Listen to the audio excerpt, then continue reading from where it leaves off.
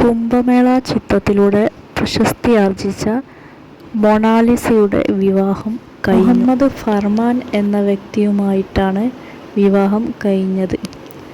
കേരളത്തിലെത്തിയാണ് വിവാഹം കഴിച്ചത്.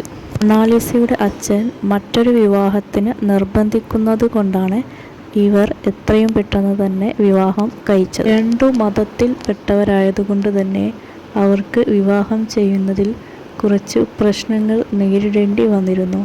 അതുകൊണ്ട് തന്നെയാണ് കേരളത്തിൽ സേഫാണെന്ന് കരുതി കേരളത്തിലേക്ക് വന്നത്. ഒരു ക്ഷേത്രത്തിൽ വെച്ചാണ് അവർ വിവാഹം ചെയ്തത്. കേരളത്തിൽ താമസിക്കാനാണ് അവർക്ക് ഇഷ്ടമെന്ന് പറയുന്നു. രാഷ്ട്രീയ നേതാക്കളുടെ സാന്നിധ്യത്തിലാണ് അവർ വിവാഹം ചെയ്തത്. മൊണാലിസ മധ്യപ്രദേശിൽ നിന്നാണ്, ഫർമാൻ മഹാരാഷ്ട്രയിൽ നിന്നും. ഇവർ ഫേസ്ബുക്ക് വഴിയാണ് പ്രണയിച്ചതെന്ന് പറയുന്നു.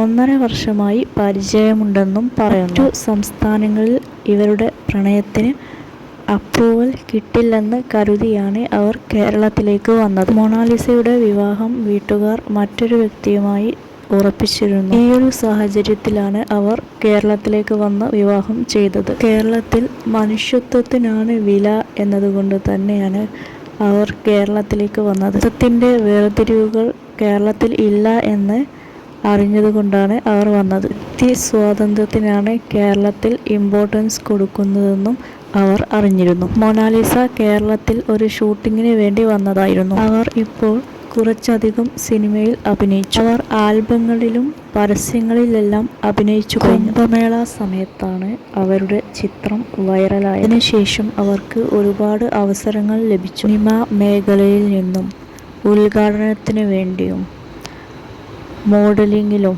ഒക്കെ അവസരങ്ങൾ ലഭിച്ചു. അവരുടെ പാരൻസിന് ഈ വിവാഹം ഇഷ്ടമില്ലായിരുന്നു. അവർ ഈ വിവാഹത്തിന് സമ്മതിക്കുകയുമില്ലായിരുന്നു. അന്യമതത്തിൽപ്പെട്ട ഒരാളെ വിവാഹം ചെയ്യുന്നത് മൊണാലിസയുടെ പാരൻസിന് ഇഷ്ടമല്ലായിരുന്നു. അതുകൊണ്ടാണ് കേരളത്തിലേക്ക് ഷൂട്ടിങ്ങിൻ്റെ ആവശ്യത്തിനായി വന്ന സമയത്ത് തന്നെ അവർ വിവാഹം കേരളത്തിലെ കുറച്ചധികം ആളുകൾ അവരെ സഹായിക്കുകയും ചെയ്തു. അവർക്ക് കേരളത്തിൽ താമസിക്കാനാണ് ഇഷ്ടമെന്ന് പറയുന്നുണ്ടെങ്കിലും അവർ ഇവിടെ താമസിക്കുമോ എന്ന് അറിയില്ല. ജോലിപരമായിട്ട് വിവിധ സ്ഥലങ്ങളിലൂടെ യാത്ര ചെയ്യേണ്ടതായിട്ടുണ്ട്. അതുകൊണ്ട് തന്നെ ഇവിടെ കേരളത്തിൽ താമസിക്കുമോ എന്ന് അറിയില്ല. പക്ഷേ അവർ അങ്ങനെയൊരു തീരുമാനം എടുത്തിട്ടുണ്ടെങ്കിൽ അവർ താമസിക്കാൻ തന്നെയാണ് സാധ്യത.